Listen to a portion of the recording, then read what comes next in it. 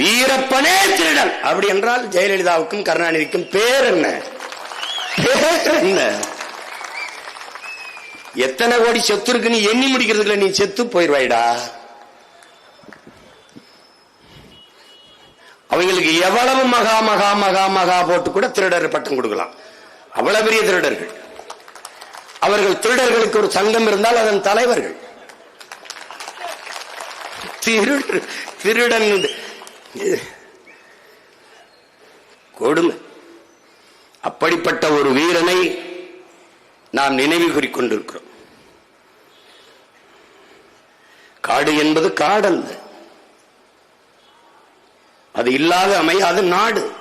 நீரின்றி அமையாது உலகு என்றால் காடின்றி அமையாது நீர் என்பதை அறிவார்ந்த எனது தம்பி தங்கைகள், அடுத்த தலைமுறை பிள்ளைகள் கற்றுக்கொள்ளணும்.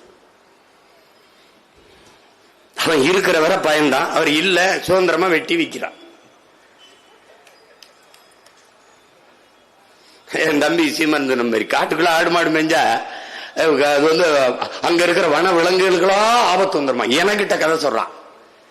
டே மங்கினி பிள்ளைகளா, நாங்க தினம் படிக்கிறோம்டா.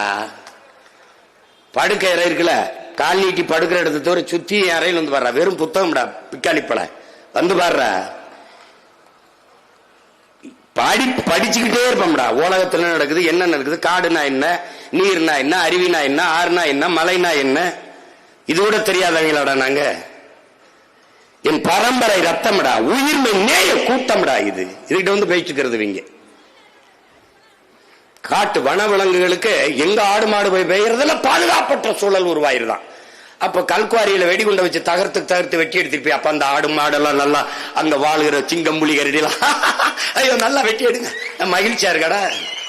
டேய், அந்த குவாரிய தோண்டின இடத்துல இந்த குவாரி உரிமையாளன் பட்டியல் எல்லாம் எடுத்து வச்சு ஒரு நாள் நீ வெட்டி எடுத்த பொக்கலே உன்னை தூக்கி வச்சு நான் புதைக்கல, நீ பாதுகிட்டே நீ. யாரு ஒரு குவாரி ஓனரு? இது ஆள் இல்லை இல்ல. இப்போ அவர் மட்டும் துப்பாக்கியோட இப்படி காட்டுக்குள்ள சுத்திக்கிட்டு இருந்தா நான் இந்த குவாரி நான் வரலங்க, எனக்கு வேணாங்க குவாரின்ட்டு போயிருப்பான். வாரி வாரி எடுத்துக்கிட்டு போறதுனால அதுக்கு பேரு குவாரின்னு வச்சிருக்கான்.